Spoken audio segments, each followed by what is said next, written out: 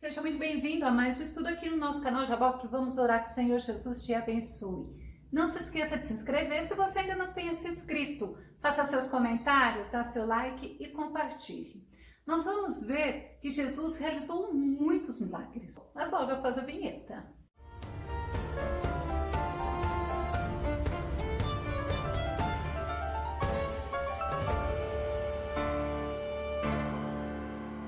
Todos os milagres realizados pelo nosso amado Mestre Jesus Cristo tinham objetivo principal, glorificar a Deus. Vamos ao nosso tema. O primeiro milagre de Jesus transformou água em vinho. Nosso texto base está em João, capítulo 2, verso de 1 ao verso 12. O primeiro milagre de Jesus foi realizado em uma casa. Foi realizado durante uma festa de casamento. Nós podemos enxergar como se fosse Jesus mostrando a importância da formação de uma família. É interessante estudarmos, pensarmos, meditarmos acerca das atitudes do nosso amado Mestre Jesus Cristo, porque ele era um ser social, ele não era antissocial, e ele ia nas casas das pessoas, e toda vez que ele ia na casa de alguém, algo extraordinário acontecia. Vou dar um exemplo, na casa de Pedro. Lucas 4:38 diz assim: Ora, levantando-se Jesus da sinagoga, entrou em casa de Simão, e a sogra de Simão estava enferma, com muita febre, e rogaram-lhe por ela. Então nós vemos que Jesus, na casa de Pedro, ele levou a cura, ele curou a sogra dele. É interessante que logo após ela ser curada, ela se levantou e ela foi servir ao Senhor. Vamos pensar na casa de Levi. Levi era um publicano. E na casa de Levi estavam também os fariseus, os escribas. Sabe qual foi a atitude deles? Murmurarem de Jesus. Porque Jesus, ele não faz acepção de pessoas. Jesus, no caso de Levi, ele transformou um publicano, que era cobrador de impostos, que era tido por traidor. Ele transformou em um homem, usado por ele como seu discípulo. Ele transformou em Mateus. Sabe por quê? Porque Jesus é aquele homem que veio para buscar e salvar o que se havia perdido. Lucas 19:10.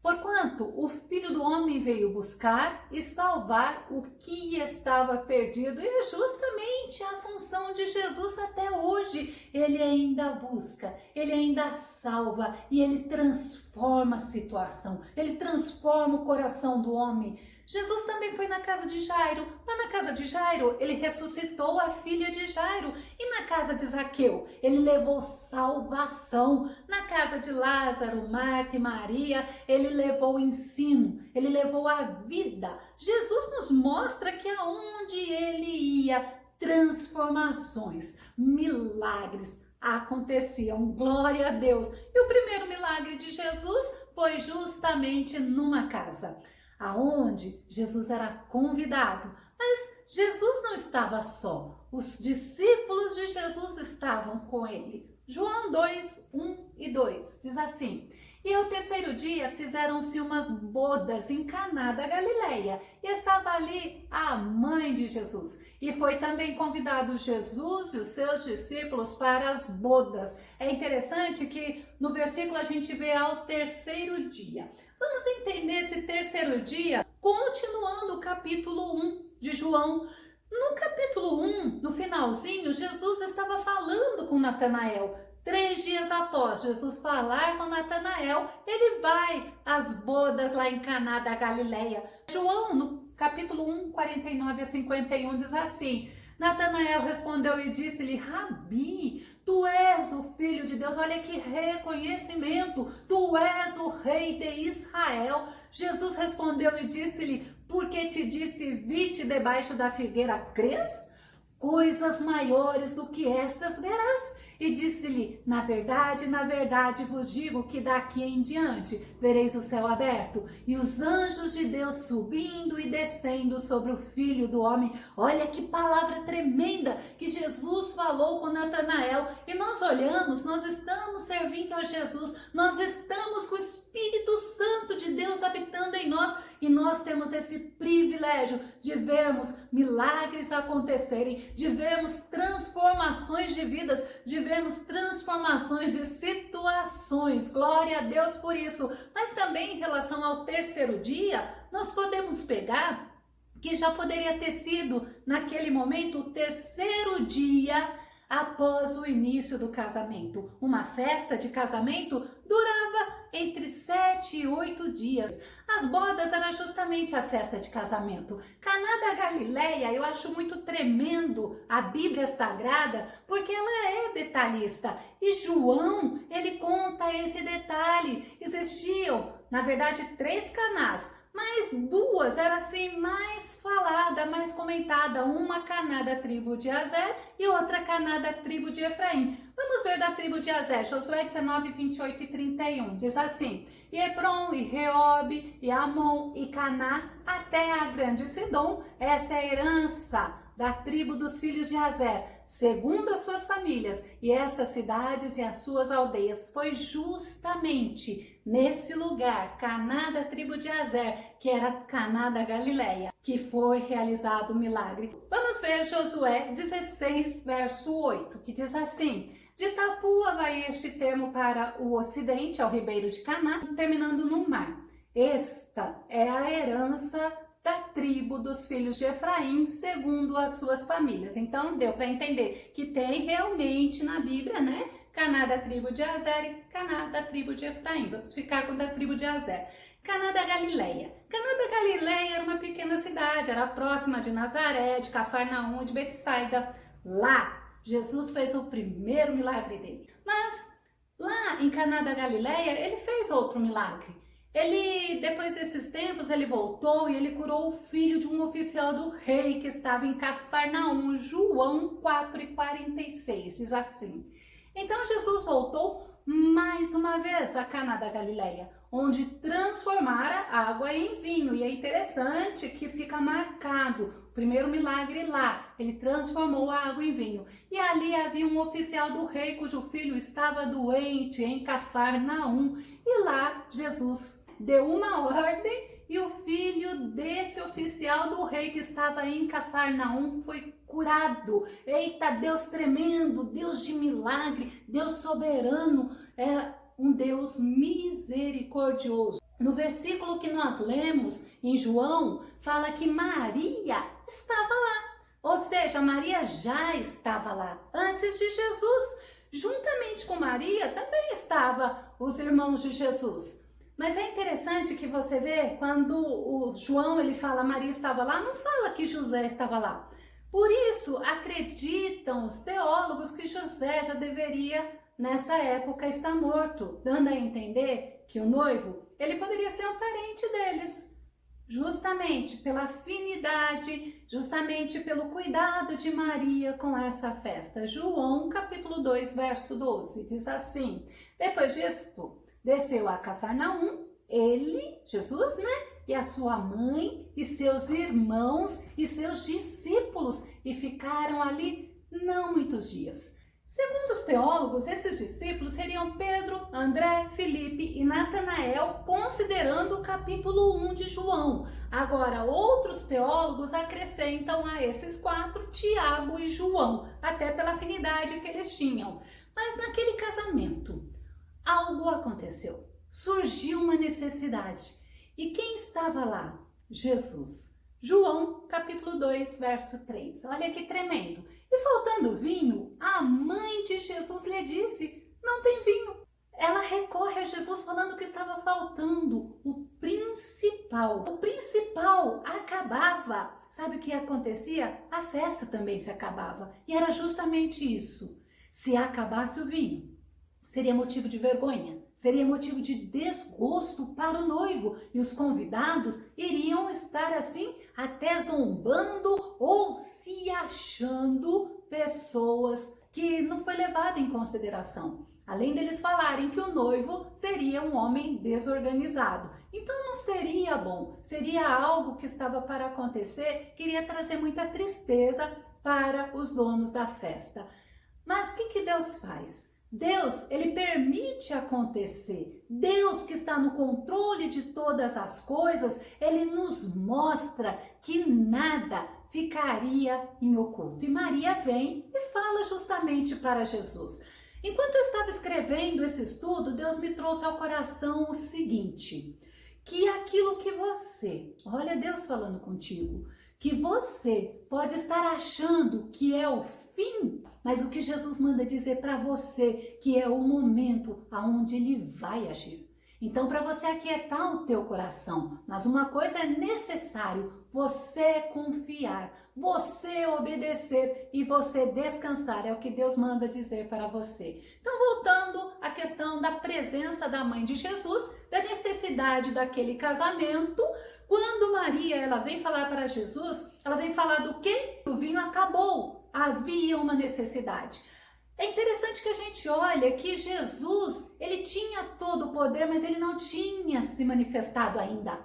Mas Maria sabia quem era Jesus. Maria sabia que Jesus era o Filho do Deus vivo. Ela sabia, ela falou com Jesus, provavelmente esperando algo. Eu creio que ela não esperava que Jesus fosse comprar vinho. Eu creio que ela estava esperando o agir de Deus através de Jesus. Lucas 2,19 fala assim: mas Maria guardava todas estas coisas, conferindo-as em seu coração. O nascimento de Jesus foi algo tremendo. Foi algo do Espírito Santo. E tudo o que acontecia, a visita dos reis magos, a visita dos pastores, a estrela de Belém, Maria guardava no seu coração. João 2,4, olha o que aconteceu. Disse-lhe Jesus a Maria: mulher, que tenho eu contigo? Ainda não é chegada a minha hora. Não foi falta de respeito de Jesus com a mãe dele. Segundo os historiadores, era normal esse tratamento. E até como Jesus é o nosso modelo, Jesus jamais deixaria um exemplo de um filho desrespeitando a mãe. E aí a gente vê, mulher, que tenho eu contigo? Naquele momento a gente vê que estava iniciando um novo momento, tanto na vida de Maria, como estava iniciando o ministério do nosso Jesus. Muitos teólogos, eles existem assim entre eles que Maria foi procurar a Jesus por Jesus ser o filho mais velho, para Jesus fazer algo, ou simplesmente foi um comentário. Eu já acredito que realmente Maria, quando foi procurar a Jesus, ela esperava de Jesus uma atitude, tanto que ela chega para os serventes e ela fala: olha, faça tudo o que ele vos ordenar. João 2,5 diz assim: sua mãe disse aos serventes: fazei tudo quanto ele vos disser. Esses servos foram obedientes. Olha que tremendo como a obediência é algo importante na vida do ser humano. A obediência, ela nos mostra que nós devemos estar com o nosso olhar em Cristo, que nós devemos obedecer a Cristo. Sabe por quê? Porque a obediência, assim como naquele casamento, a obediência gerou bênçãos e gerou milagres, ela é importante, porque sem fé é impossível agradar a Deus. Vamos ver Deuteronômio 28, verso 1. E será que se ouvirdes a voz do Senhor teu Deus, tendo cuidado de guardar todos os seus mandamentos, que eu te ordeno hoje, o Senhor teu Deus te exaltará sobre todas as nações da terra. Então nós percebemos através desses versículos que a obediência gera bênçãos, a obediência gera milagres.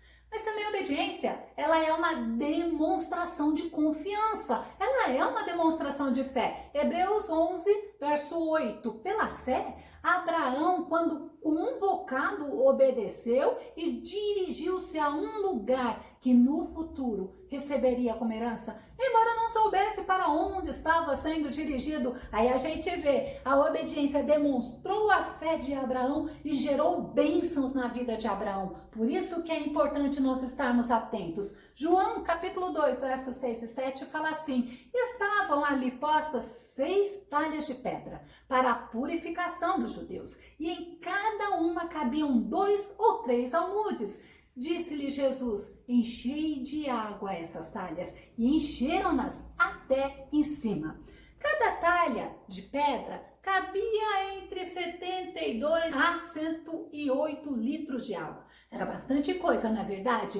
E os servos, para encher aquelas talhas, eles tiveram trabalho. Eles encheram aquelas talhas até não caber mais águas. Eles não ficaram reclamando, não. Ao contrário, eles viram que eles tinham uma ordem e eles obedeciam aquela ordem, embora eles não estavam entendendo o porquê de tudo aquilo.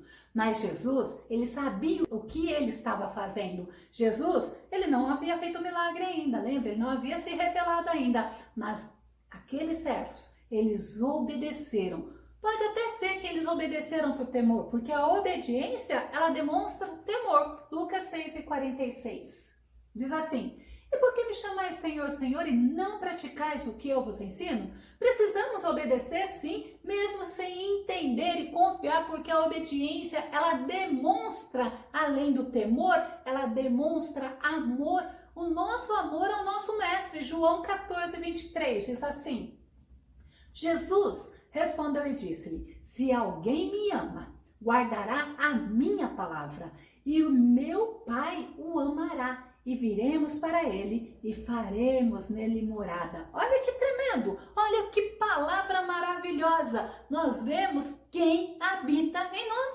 A obediência, ela é demonstração de amor, mas ela é também demonstração de gratidão.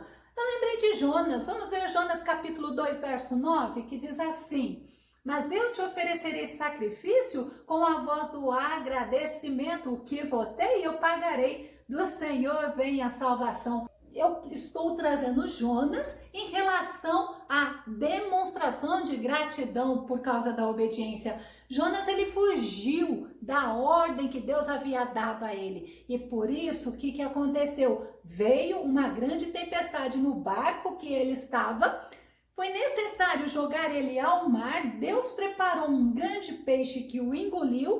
Ele, naquele grande peixe, diz a Bíblia, que ele clamou ao Senhor e o Senhor o tirou daquele lugar tenebroso. E aí o que ele faz? Ele fala para o Senhor: eu vou te oferecer sacrifício com voz de agradecimento. E ele foi obedecer ao Senhor.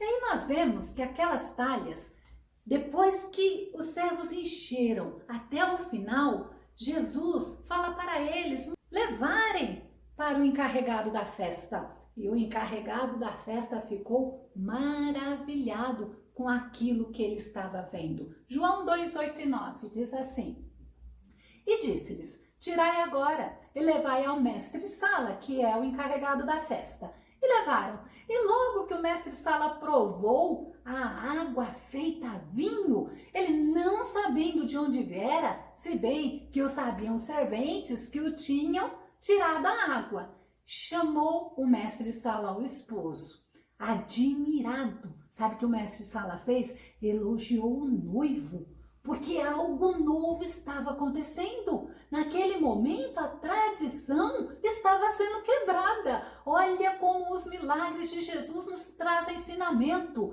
E ele, admirado, elogia aquele noivo. João 2:10 diz assim: e disse-lhe: todo homem põe primeiro o vinho bom, e quando já tem bebido bem, então o vinho inferior. Mas tu guardaste até agora o bom vinho. Olha que tremendo! A presença de Jesus naquela festa fez uma mudança até mesmo na tradição. E aquele mestre-sala, ele ficou admirado, ele ficou maravilhado ao provar aquele vinho. Ele não sabia que aquele vinho foi um milagre feito por nosso Jesus Cristo. As pessoas, elas esperavam na tradição que o vinho fosse perdendo a qualidade, até porque eles já estariam até mais embriagados. Mas foi justamente ao contrário, o milagre que Jesus fez deixou as pessoas maravilhadas. Aí me fez lembrar uma coisa: existe o servo de Deus que diante das provas, diante das lutas, ao invés dele desanimar, dele desistir, dele deixar de confiar naquele que faz a promessa, que fez a promessa, ele surpreende os outros. Sabe por quê? Porque ele vai se fortalecendo no Senhor. Por que me fez lembrar isso? Sabe por quê? Porque aqueles empregados, aqueles servos, eles se esforçaram, eles trabalharam, eles não estavam entendendo o que eles estavam fazendo, mas eles estavam confiando naquele que havia dado a ordem. Deus deu uma ordem a teu respeito e você está trabalhando ou está desanimando? Você está confiando ou está deixando de confiar? Você, na tua promessa, quando você confia, a resposta à tua confiança, à tua fé, vai surpreender aqueles que estão olhando para você e te trazendo questionamento.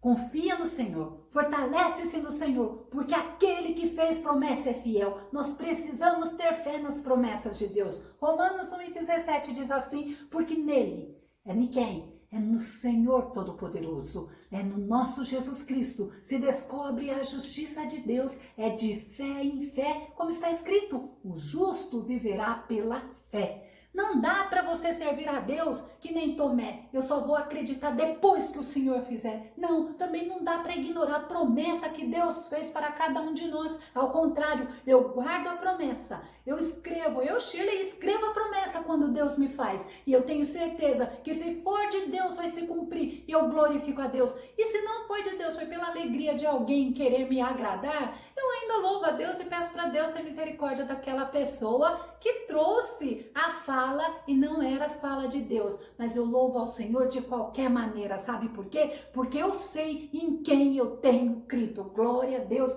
E sabe o que aconteceu? O servo de Deus, ele tem que voltar a olhar para aquele que desafiou a lei da química. Quem que desafiou a lei da química? Foi Jesus. Jesus transformou água em vinho, porque ele é o que tem todo o poder. Ele sabe que mesmo sendo difícil para o ser humano passa por momentos difíceis, mas para o Senhor Todo-Poderoso, tudo é possível. Sabe o que aconteceu? Se nós pararmos para pensar, olha o que diz Marcos 10:27. E Jesus, fixando neles o olhar, lhes revelou: para o homem isto é impossível, todavia, não para o Senhor, pois para Deus tudo é possível. Quando eu medito nesse versículo, eu louvo a Deus, eu glorifico a Deus, porque eu sei que no tempo certo o Senhor vai cumprir a promessa que Ele fez na minha vida. Eu sei que Ele tem o tempo certo e eu aprendo a confiar, a descansar e a louvar o Senhor até esse tempo certo chegar. E quando chega o tempo, aí eu louvo mais ainda, eu glorifico mais ainda e me torno mais forte, porque aquele que fez a promessa tem todo o poder para cumprir. E Jesus, ele nos encoraja a confiarmos nele. Sabe por quê? Porque a fé, ela faz a gente ver milagres. João 11:40 diz assim: encorajou-a Jesus: eu não te falei que se creres, verás a glória de Deus? É justamente isso. Nós precisamos crer para nós vermos a glória de Deus. Nós precisamos crer para vermos o milagre acontecer. A minha fé, a tua fé, ela agrada a Deus. Em compensação, a tua desconfiança, a tua falta de fé pode impedir você de receber o teu milagre. Vamos começar a concluir. Aquela festa, ela poderia ter acabado, porque era costume da época, acabou o vinho, acabou a festa. Mas sabe o que aconteceu? Quem que foi o convidado para estar naquela festa? O nosso Jesus. Nós poderíamos olhar para esse episódio e falar assim, não, aonde Jesus está, milagres acontecem. Realmente, aonde Jesus está, milagres acontecem, transformações acontecem. Nós poderíamos olhar em relação à família. A família é algo criada pelo próprio Deus. E Deus, ele cuida da família. E mesmo quando a família está disfuncional, eu falo, Jesus, a minha família é tua. Jesus, transforma esta família. Jesus, faça a obra. E eu creio, sabe por quê? Porque Deus ouve a nossa oração, porque Deus fala, clama a mim, responder-te-ei. Só que eu tenho que esperar. E se a minha fé estiver sendo provada, eu tenho que esperar. Sabe por quê? Porque quem fez a promessa é fiel. É interessante quando a gente olha para esse milagre. O cenário aonde Jesus vem se revelar, aonde Jesus vem fazer um milagre, foi um cenário para a glória de Deus se manifestar em Jesus Cristo. É interessante que foi através desse milagre que os discípulos que estavam com Jesus começaram a crer nele, porque Jesus manifestou naquele lugar o poder dele, o poder de Deus sobre a natureza agindo nele. João 2,11 diz assim: Jesus principiou assim os seus sinais em Caná da Galileia e manifestou a sua glória, e os seus discípulos creram nele. É lindo você entender. Bem-aventurado é aquele que não vê, mas que crê. E nós temos esse privilégio. Eu vou deixar na descrição do vídeo o link Bênção da Obediência. Eu vou deixar também o link Desobediência. É uma escolha que afeta a vida. É interessante a gente ver. E quando Jesus entra na casa, sabe o que acontece? Milagres. Que o Senhor Jesus te abençoe. Até o nosso próximo estudo aqui no nosso canal Jaboc. Vamos orar. Fica com Deus e Deus te abençoe.